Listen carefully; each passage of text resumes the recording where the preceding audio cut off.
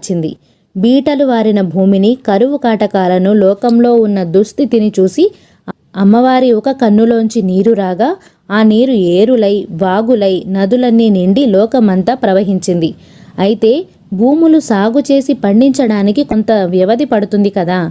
కనుక ప్రజల ఆకలి వెంటనే తీర్చాలి కాబట్టి అమ్మవారు అమితమైన దయతో శాకాంబరి రూపు దాల్చి వివిధమైన కాయగూరలు, పళ్లతో సహా ఒక పెద్ద చెట్టులాగా దర్శనమిచ్చింది. ప్రజలంతా ఆ కాయగూరలు, పళ్ళు తిని ప్రాణాలు నిలుపుకున్నారు. ఎన్ని కోసుకున్నా ఈ తరగని సంపదతో అమ్మవారు దర్శనమిచ్చింది. ఆవిడ అపరిమితమైన కరుణా కటాక్షాలకు ప్రతీకయే ఈ శాకాంబరి అవతారం.